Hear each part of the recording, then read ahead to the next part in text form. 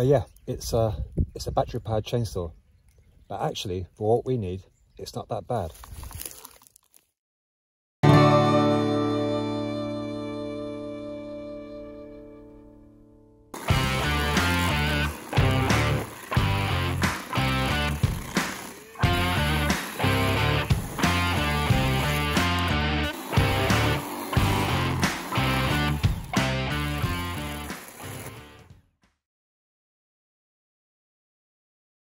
So why did we choose battery-powered tools for the homestead instead of ones that run on petrol?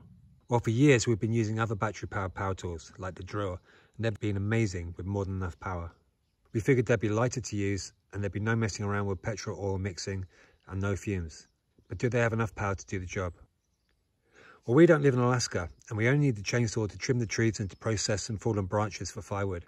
And the strimmer is just for keeping the grass down and the brambles in check. So for us, the answer is yes, they have enough power, but for somebody else, maybe not. So the chainsaw and the strimmer, they run on these 18-volt batteries. The chainsaw takes 1 and the strimmer takes 2. On a fully charged battery, the chainsaw will give you around 25 minutes of constant use.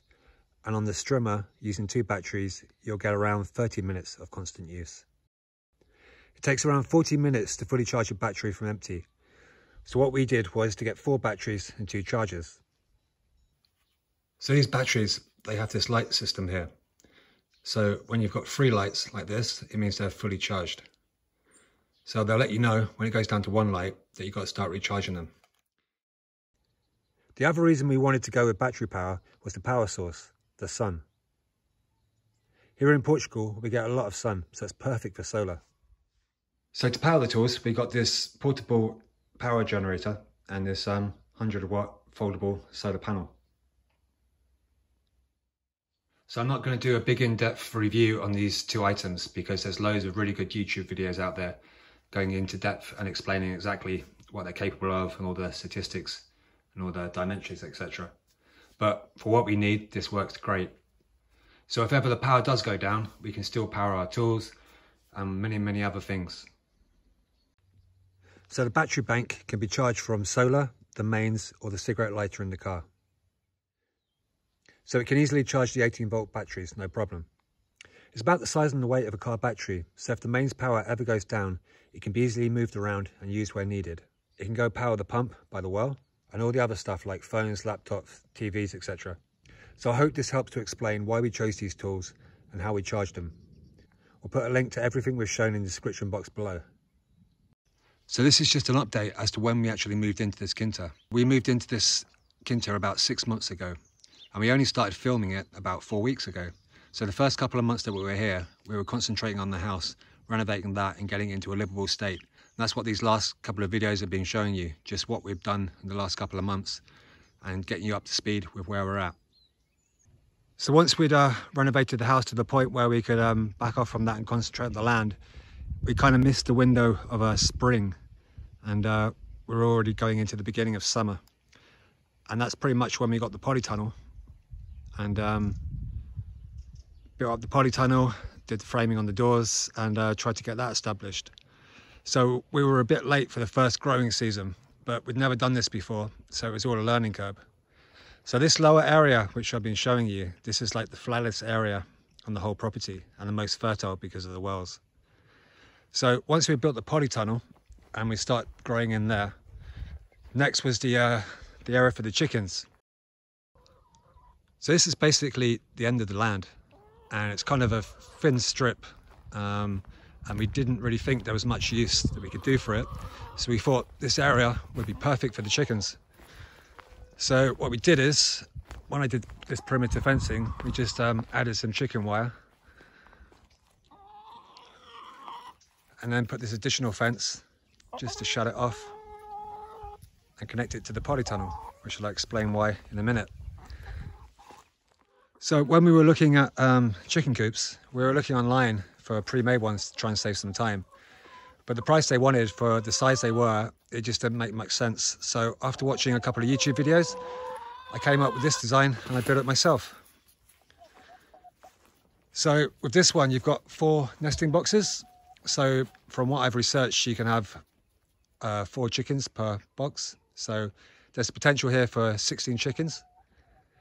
So we raised this off the ground for a reason. One, I wanted to store things underneath because of the rain. And two, I put this door in at the back so that I can get a wheelbarrow really close to here and just clean it out directly onto the wheelbarrow. So you've got the roosting buds here, you've got window for ventilation, and the 4 nesting boxes, and the entrance. So maybe in hindsight, I could have put like wire on the floor so that everything would just fall through. But like I said, I wanted to have that storage underneath, and also I thought for cold drafts, because it's quite high up and this is like in a little dip, not a valley, but a dip in the land, it might get cold. But yeah, other than that, it's worked out really well. And it's dry, it's shaded under this tree, and they seem to like it. So the reason why we connected this egg-laying chicken zone to the back of this polytunnel is, once this next session of growing has been harvested and is over just before spring, we'll open this back door up, and the idea is the chickens will come in, they'll till the raised beds, put manure, and get it ready for the next growing session in the spring. And that's the exact reason why we created this new outside garden part here, which we're going to be growing very soon. And this is ready to put a gate in here. We'll put some chicken wire around the perimeter, and then again we'll let the chickens in once this has been harvested just before the spring, and take up this weed fabric and get them to do their magic, and then go again. So for us, the whole purpose or the whole point behind permaculture is you work with the land and you get the land to work with you. So we want the chickens to work with us, we work with them, and it flows better, so it's less work for us. And yeah, that's kind of how we're trying to create what we're doing here.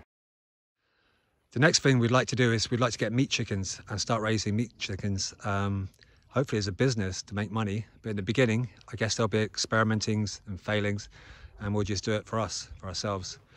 So the remainder of this land, and because this land then begins to slope up, this lower section will move the meat chickens around. We'll have a movable chicken coop, and we'll use electric fencing, and we'll just keep moving them section by section. And that's what we intend to do with the rest of this land. So I hope this helps to explain a bit more about the layout that we've done, and why we did the layout, and what we plan to do with this layout, and also the tools we use and why.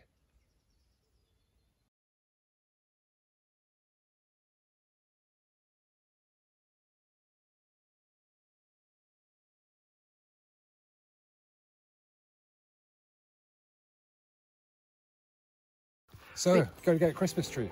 We're gonna hunt for a Christmas tree. Into the forest we go.